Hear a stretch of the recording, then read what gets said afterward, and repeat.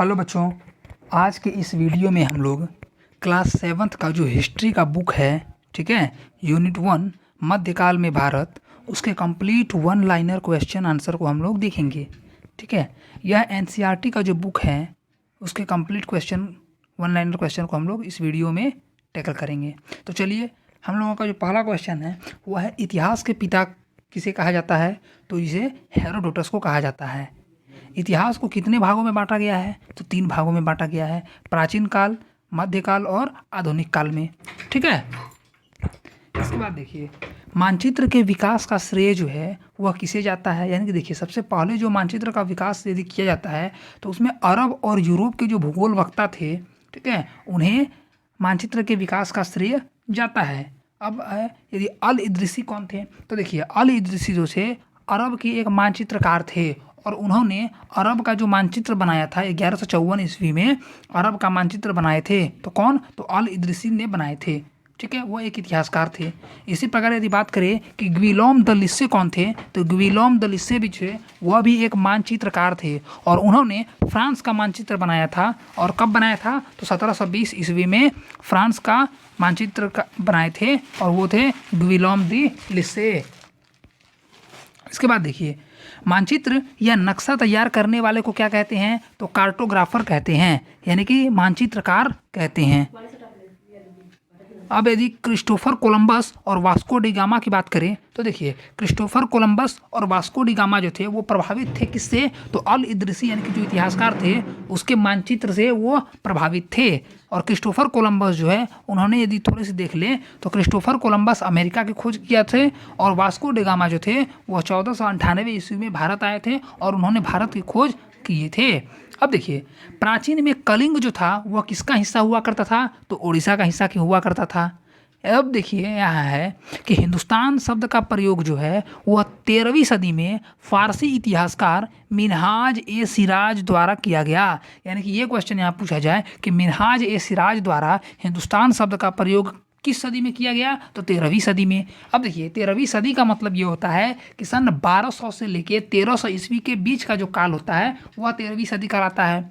यदि वर्तमान में बात किया जाए कि अभी कौन सा सदी चल रही है, तो 21वीं सदी चल रही है। और 21वीं सदी का अर्थ यह है कि वर्ष 2000 से 2100 के बीच का जो पीरियड है वो 21वीं सदी के अंतर्गत आता है। ठीक है, अब देखिए, यदि बाबर की बात करें तो उन्होंने हिंदुस्तान शब्द का जो प्रयोग किया था वह 16वीं सदी में किया था। और हिंदुस्तान शब्द का प्रयोग करने के पीछे उनका मंतव्य यह था कि भूगोल और पशु पक्षी के संबंध में उन्होंने हिंदुस्तान शब्द का प्रयोग किया था। तो किन्होंने? तो बाबर ने।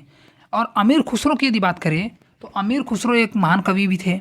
अब देखिए, अमीर खुसरो द्वारा हिंद का प्रयोग जो है किया गया 14वीं सदी में। और उन्होंने किस संदर्भ में किया था? तो भौगोलिक और सांस्कृतिक पहचान के लिए अमीर खुसरो द्वारा हिंद शब्द का प्रयोग किया गया था। अब देखिए, नेक्स्ट है कि युद्ध के दौरान तोप जो है, बारूद और अन्य हथियार का प्रयोग किस काल के दौरान हुआ?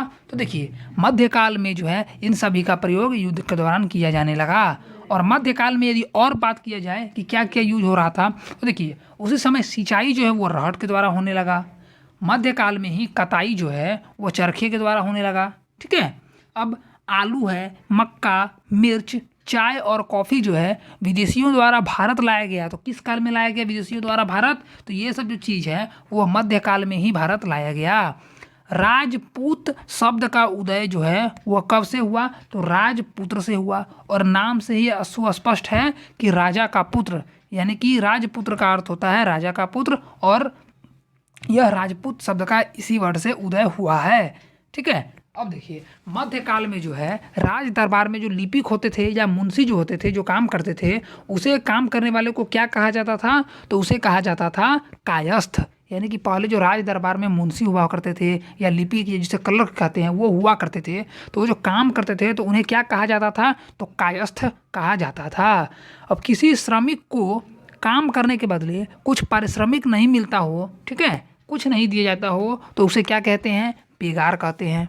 ठीक है, यानी कि साधारण शब्दों में ये कहें कि काम के बदले यदि किसी व्यक्ति को कुछ भी ना दिया जाए, केवल काम कराया जाए उससे, तो उस व्यक्ति को बेगार कहा जाता है। अब देखिए, भारत का अत्यंत प्राचीन और पवित्र ग्रंथ की यदि बात करें, ठीक है, तो वह है पवित्र प्राचीन और पवित्र ग्रंथ की यदि बात करें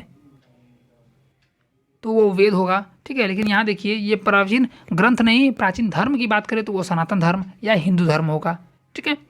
हिंदू धर्म के यदि प्रमुख पंथ की बात करें तो शैव हो जाएगा, शाक्त हो जाएगा, वैष्णव पंथ हो जाएंगे, ठीक है, और कबीर पंथ भी हो जाएंगे आदि। हिंदू धर्म के पवित्र ग्रंथ की यदि बात करें तो रामायण, वेद, पुराण, उपनिषद, महाभारत, गीता आदि ये सब जो है हिंदू धर्म के या सनातन धर्म के पवित्र ग्रंथ माने जाते हैं या हैं। हिंदू धर्म का यदि सारांश की बात करें तो वसुधैव कुटुंबकम हिंदू धर्म का सारांश है। और देखिए सनातन धर्म का मूल संस्कार तथा विचारधारा है यानी कि क्या, तो वसुधैव कुटुंबकम। वसुधैव कुटुंबकम जो है वह सनातन धर्म का मूल संस्कार तथा विचारधारा है, जो महान उपनिषद सहित कई ग्रंथों में लिपिबद्ध है, यानी कि इसका वर्णन भी है। और इसका अर्थ है धरती ही परिवार है, यानी कि वसुधैव कुटुंबकम का अर्थ होता है धरती ही परिवार है, और यही हिंदू धर्म का सारांश भी है। और देखिए हमारा जो संसद भवन जो है, ठीक है, उसके यदि प्रवेश द्वार की बात करें तो प्रवेश कक्ष में भी यह वाक्य अंकित है, क्या, तो वसुधैव कुटुंबकम। इसके बाद देखिए इस्लाम धर्म के यदि प्रवर्तक बोला जाए तो मोहम्मद पैगंबर साहब को इस्लाम धर्म का प्रवर्तक माना जाता है। इस्लाम धर्म के प्रमुख ग्रंथ की यदि बात करें तो कुरान और शरीफ जो है इस्लाम धर्म के प्रमुख ग्रंथ माने जाते हैं, ठीक है। इस्लाम धर्म की बागडोर संभालने वाले जो धार्मिक नेता का होते हैं वो क्या कहलाते हैं, तो खलीफा कहलाते हैं, ठीक है। यानी कि इस्लाम धर्म के जो प्रमुख नेता होते हैं, ठीक है, उसे हम लोग क्या कहते हैं, तो खलीफा कहते हैं। अब देखिए प्रथम खलीफा कौन थे, तो अबू बकर नाम के जो थे व्यक्ति वो प्रथम खलीफा माने जाते थे।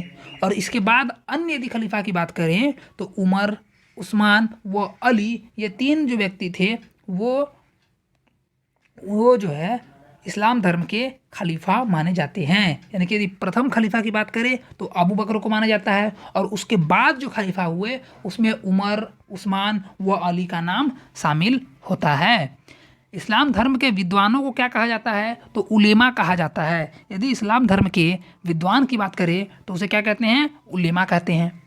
भारत के दो प्रमुख इस्लामिक सिद्धांत की यदि बात करें तो हनफी एवं सफ़ई जो है ये दो प्रमुख इस्लामिक सिद्धांत है। मध्यकाल के इतिहास की जानकारी मिलती है तो किससे मिलती है, पुरातात्विक स्रोत एवं साहित्यिक स्रोत से, ठीक है। और पुरातात्विक स्रोत के अंतर्गत क्या क्या आते हैं, सिक्के, स्थापत्य यानी कि भवन निर्माण कला, ये सब जो है वह पुरातात्विक स्रोत के अंतर्गत आते हैं। दस्तावेज एवं पांडुलिपि को संग्रहित रखने को क्या कहा जाता है, यानी कि जिस जगह पर इसे पांडुलिपि को या दस्तावेज को संग्रहित करके रखा जाता है तो उसे अभिलेखागार कहते हैं, ठीक है। अब देखिए नेक्स्ट है कि पांडुलिपि किसे कहा जाता है, तो धर्म ग्रंथ हो गए, ऐतिहासिक पुस्तक हो गई, यात्रा वृतांत हो गया, एवं हाथ के द्वारा लिखित अन्य प्रकार की जो लेखन होती है सामग्री उसे हम लोग पांडुलिपि कहते हैं। अब है तबकात क्या है, तो तबकात होता है कि सामान्य इतिहास से संबंधित ग्रंथ को हम लोग जो है उसे तबकात कहते हैं, जिसमें विभिन्न वर्गों के बारे में ऐतिहासिक जानकारी मिलती है, ठीक है।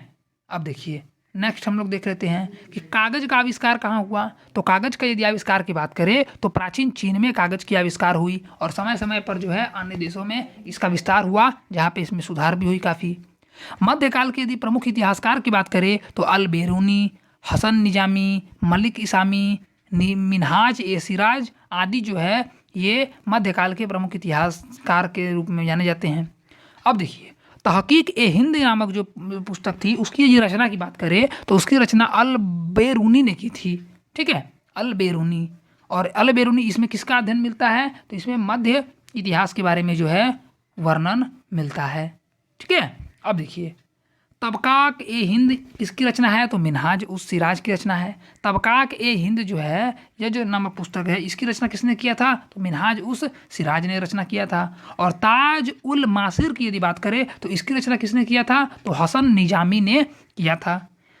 बच्चों आप लोग इसे वीडियो को पॉज करके कॉपी में नोट डाउन जरूर करें ताकि यह आप लोगों के लिए यूज़फुल हो, और इसे ज़्यादा से ज़्यादा बच्चों के बीच शेयर भी करें ताकि उन लोग भी इस वीडियो को देखें और अच्छी तरह से इसे याद करें, समझें और अपने लिए यूज़फुल बनावें।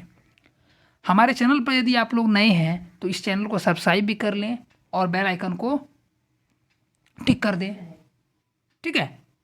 इसमें आप लोगों को क्लास 6, 7, 8 अप्रोक्स 10 या 12 तक के जो है कंप्लीट बुक के वन लाइनर क्वेश्चन को मिलेंगे और भी स्टडी मटेरियल आप लोगों को प्रोवाइड किया जाएगा, ठीक है।